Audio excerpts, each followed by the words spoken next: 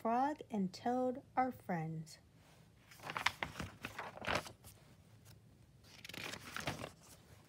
Spring.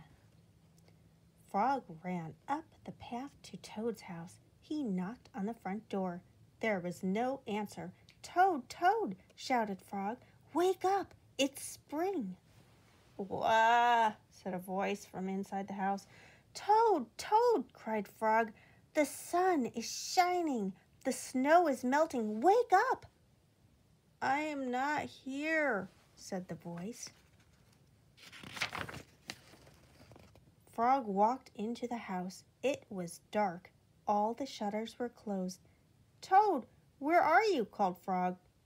"Go away," said the voice from a corner of the room. Toad was lying in bed. He had pulled all the covers over his head. Frog pushed Toad out of bed. He pushed him out of the house and onto the front porch. Toad blinked in the bright sun. "Help!" said Toad. "I cannot see anything." "Don't be silly," said Frog. "What you see is the clear, warm light of April, and it means that we can begin a whole new year together, Toad. Think of it," said Frog.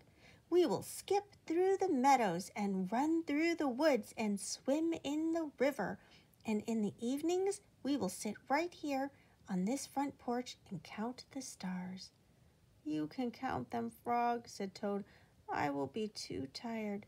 I am going back to bed." Toad went back into the house. He got into the bed and pulled the covers over his head again. "But Toad," cried Frog, "you will miss all the fun." "Listen, Frog," said Toad. "How long have I been asleep?" "You have been asleep since November," said Frog. "Well then," said Toad, "a little more sleep will not hurt me. Come back again and wake me up at about past May. Good night, Frog."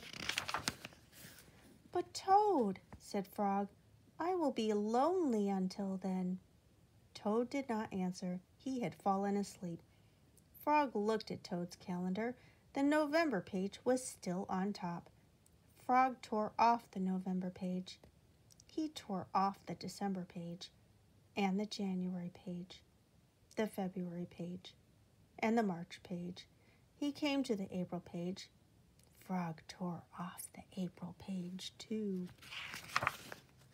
Then Frog ran back to Toad's bed. "Toad, Toad, wake up! It is May now." "What?" said Toad. "Can it be May so soon?" "Yes," said Frog. "Look at your calendar."